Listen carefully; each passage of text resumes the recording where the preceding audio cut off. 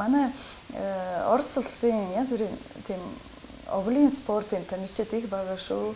Олимпийн чемпион байдаг, дандаа алтан медаль авдаг. Гэхдээ манай Орос холбооны улсад нэг ч удаа овлын олимпиад надад багаагүй. Болж байгаагүй. Тэгээ анх удаа энэ Сочид болно. Тэгээ энэ олимпиад надад манай Оросд их барьдаг, их хүлээдэг энэ үйл явдлыг. Тэгээд Казанд 13 онд универсиад болно. Тэгээд 18 онд хөлбөмбөгийн чемпионат бас болно Оросд. Тийм одоо би миний түрүүн хэлсэн те Орос хүмүүсийн амьдралын түвшин дээшүүлсэн учраас одоо спортын тухай их боддог. Тэгээд янз бүрийн том спортын төсөөл хэрэгжүүлдэг. Яагаад гэхээр хүн бүр сайн цалинтай. Тэгээд мэдээж бүх аав ээж нар хүүхдийн спортод оруулмаар байна. Яг тэгэхээр мэдээж биеийн ашигтай шүү дээ. Бие сайн болно, эрүүл тийм хүүхд эрүүл байгуулалттай баяртай. Тэгээд манай Оросын холбооны улсад бас нэг демографическая проблема гэдэг байсан. Сүүлийн үед айгу жоохон сайжирч байна. 90-ад оны үеэр манай хүмүүс их насбардаг байсан. Тэгээд бараг 140 хитэн хүний амтай байсан. Тэгээд дандаа хүмүүс насбардаг. Одоо бараг Орос улс тийм Японтэй хүний ам адилхан байхгүй. Адилхан биш жаахан илүү тийм байж болохгүй шүү дээ. Айгүй юм том нуудаг дэсгэртэй. Тэгээд 90-ад оны үеэр хүмүүс хүүхд төрөхөд айдаг байсан. Яаж хоолоо гэхэд ерөөсөн мөнгө байхгүй байсан тэр үед.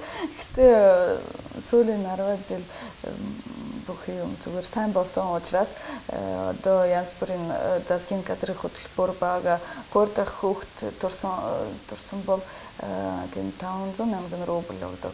Шууд тэгээд гурван хүүхд турсан бол дахиад энэ янз бүрийн сайн засгийн газрын хөтөлбөр явж байгаа одоо манайд тэгээд хүмүүс их хоор гурван хүүхдтэй болж гисэн тийм сайн зүйл гэж бодож байна. Тэгээд манай Орос улсын демографический тийм асуудлыг үгүйсэж байна. Тийм учраас би бас баяртай байна. Орос иргэний хувьд, Орос улсын иргэний хувьд. За баярлалаа. Бидний ярилцах цаг үндсэндээ дуусгах гэж танд бас тэгээ сүүлийн ганц нэг 2 хан асуултыг тавья. Таны хувьд одоо Монгол улс, Монгол хүн юу таны амьдралд хэр байр суурь эзэлдэг вэ? Монгол орон, монголчууд, манай монгол найзууд миний амьдрал айгүй чухал нөлөө үзүүлсэн. Яг тэгэхээр миний ажилд одоо монгол хэл хамгийн чухал хэл байдаг. Би ажилд дандаа хэрэгэлдэг. Би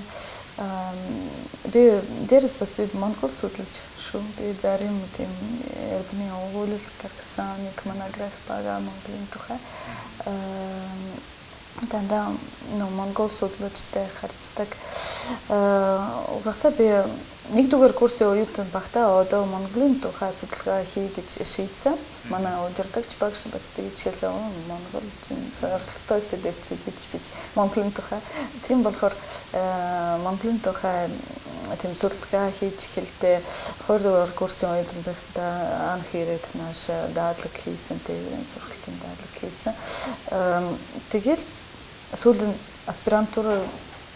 аспирантурд сурчаад дараа өөрийнхөө мэргэжлэр манай гадаад хэрэг ямд нааш ээлжлээд ямд ажиллаж ирсэн. Тэгээд дандаа миний амьдралын сүүлийн 10 жил Монголтой холбоотой явж штэ. Тийм учраас мэдээж Монгол орон надад миний амьдралд их нөлөө үзүүлсэн. Дээрээс би хэлчмээр байна. Би олон монгол найз нартайгаа манай найзууд Хамгийн анхны найзууд надтай урыс зурж гисэн найзууд шүү. Манай Кемеровгийн би Кемеровгийн улсын их сургуульд төгссөн.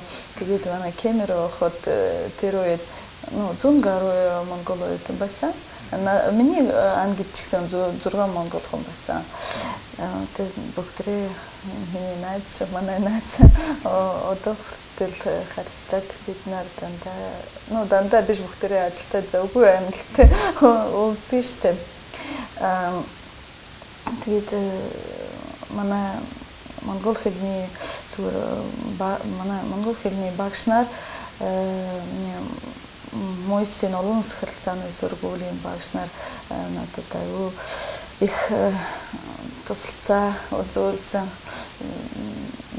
монгол сурах үед тийм учраас би энэ хүмүүс бүхэнд талархлаа хэлмээр байна. За баярлалаа. За манай нэвтрүүлгийн бас ярилцах цаг маань төрөөд өндөрлөж байна. Бидэнтэй бас Монголын тухай, өөрийнхөө бодол саналын тухай, Оросын холбооны улсын тухай, шинэ Оросын тухай, Орос хүмүүсийн тухай товч ярилцлага өрнүүлсэн танд бас баярлалаа. Тэгээд таны Монголд авах хугацаанд чинь ажил амьдрал чинь саж жаргал хүсье. Маш их баярлалаа танд. Баярлалаа. За үзэгчдээ бидний удаагийн ярилцах цагийн тураад өндөрлөж байна. За бид бол нэг дэлхий дээр амьдардаг юм улс, тийм учраас MSC-длээс та бүхэнд нэг дэлхий төслийн хүрээнд маань ярилцлагын цаг эндний тураад хүрлээ. Бидний удаад Оросын холбооны улсын элчин сайдын яамны хэвлэл мэдээллийн аташаа Атгатана Сергей Нот ярилцлаа. Бидний тавд байсан үзэгчдэнд баярлалаа.